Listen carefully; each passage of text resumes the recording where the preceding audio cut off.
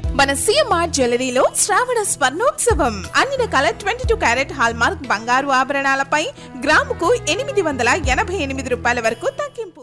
మంత్రి కొండా సురేఖ వ్యవహారం కాంగ్రెస్ లో ఇంకా కాకరేపుతోంది.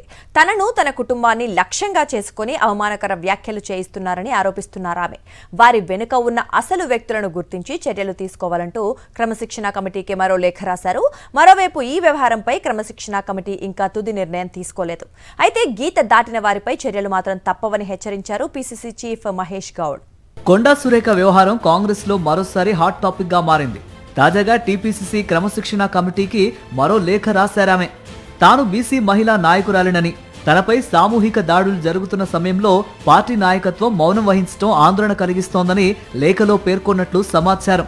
తెర వెనక ఉండి ఈ వ్యవహారాన్ని నడిపిస్తున్న అసలు వ్యక్తులు ఎవరో నిష్పాక్షికంగా గుర్తించి వారిపై కఠిన చర్యలు తీసుకోవాలని కమిటీ చైర్మన్ మల్లు రవిని కోరారు కొండా సురేఖ. అయితే కొండా సురేఖ వ్యవహారంపై టీపీసీసీ క్రమశిక్షణ కమిటీ ఎటూ తేల్చలేదు. మరోసారి చర్చించి తుది నిర్ణయం తీసుకుంటామని కమిటీ చైర్మన్ మల్లు రవి తెలిపారు.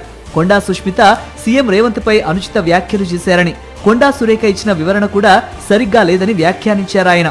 కొండా సురేఖ గారికి మేము ఇచ్చినటువంటి వివరణ నోటీస్కి వారిచ్చిన సమాధానాన్ని చదివిన తర్వాత సుష్మిత గారు మాట్లాడినటువంటి వీడియోస్ అవి తెప్పించుకొని వాటిని చూడటం జరిగింది. అందరు ఇచ్చినటువంటి కంప్లైంట్స్ని మళ్ళీ సమగ్రంగా మళ్ళీ ఒకసారి డిసిప్లినరీ కమిటీ మీటింగ్ పెట్టి దాని మీద నిర్ణయం తీసుకోవాలనుకున్నాం.